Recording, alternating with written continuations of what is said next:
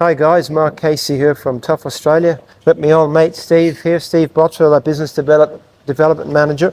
We're going to talk about this really interesting D-Max build that we're in the middle of doing at the moment. We just wanted to give you a bit of a progress report so far, but where do we start, Steve, on this one? This one's amazing, this one, isn't it? So, yeah, realistically, where do you start? I mean, good thing is without the tray on, so at least we can see some chassis, some chassis composure there too. So, basically, in this one, we've done something different, of course. So, we've got the Brown Davis poly tank in this one. I really like that, Steve. Look the way it just fits around everything, and it's very snug. They do tug the chassis tight, obviously to keep that literage. You know, they want to keep it as big as they can, but you know, not compromise any ground clearance either. So, Brown Davis have done a good job on this one. So, poly tank too. It's a little bit lighter than steel, which is good, especially for vehicles getting a lot of accessories like this one. Pretty easy to fit too. Yeah, what very the boys easy. are saying, what Trent is saying, it's not too bad to fit. Very easy to fit. So again, they're lighter than steel, obviously, and that aspect is a good thing too. I mean, the only downside, in my opinion, to a poly tank is these guys don't have a drain button.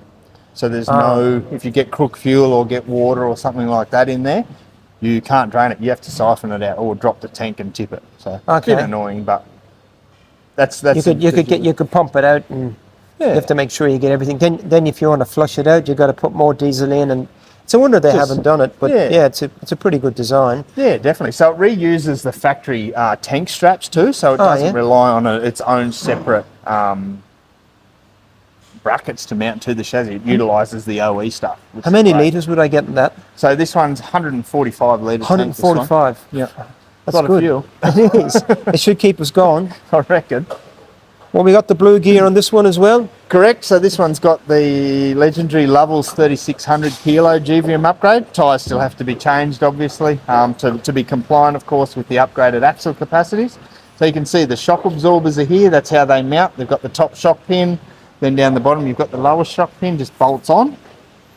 Heavy duty spring pack. So again, the two-stage pack. So, you know, it will give you the comfort once the weight's not fully applied, but then obviously once the weight is applied, it will then take up all the load. It's a great system. You got the best of both worlds, really, haven't you? Yeah, exactly. So this customer, or this client of ours, that's going to use it to travel around, tow a caravan. So it's got the upgrade, so they can tow. So it's a GVM and a GCM? Correct. So this one has got the upgraded radiator. So this will have the 6.9 tonne gross combination mass revision to it. So 6.9 tonne. Yep, overall combination. Yeah, that's right. And we'll talk about it later when we go to the front. But the radiators that come with these kits to give you that extra cooling, they're just beautiful. They're so much nicer than the what comes as OEM. Definitely. And then we've got an ECU here. Yeah, so that comes part of the tow bar. So we've bolted on the Heyman Reese heavy duty tow bar. So this is the ECU for it. So essentially what that is, it's like a little computer that allows, like if you plug into LED tail lights, that will signify that, oh, hang on, they've got LEDs, they're not drawing as much power, and it will slow down so you don't get the hyper flash feature. Yeah. So that's what that stops. And it plugs into obviously the OE harness too, which is good. This looks beautiful. It's fairly new to us doing exhausts. Yeah, but this is a Torkit stainless steel exhaust. It's made beautifully. It's awesome. Yeah, exactly. So I'll come around there. So just another thing with the Heyman Reese tow bar too, they do what they call the smart click pin. So what it is, it's a lugged pin that stops the anti-rattle. So no matter, it doesn't rattle at all. That's a new thing. That's Heyman Reese did that, a couple of years ago now. It's cool. It's a brilliant thing. And with these aftermarket exhausts, you know, people are saying that you can actually improve your fuel economy, which is just amazing. Correct. So there's a lot of talk between vehicles that have DPF, that don't have DPF. Is an exhaust beneficial or isn't it? And the simple case is that, of course, it's beneficial. So what it does is, although it's still got the factory pipe from the motor to the DPF, what it does is a DPF is like a heat-generated burn. So it burns really, really hot, obviously burns all the carbon out for emissions. That's why they've put them in. What it does do, having the bigger exhaust and a higher flow exhaust, as the DPF generates the heat, it gets boiling hot. The heat gets away and out the exhaust a lot quicker. Oh, right on. So it doesn't travel back up. So heat transfer the right way. This way, not back up. Exactly.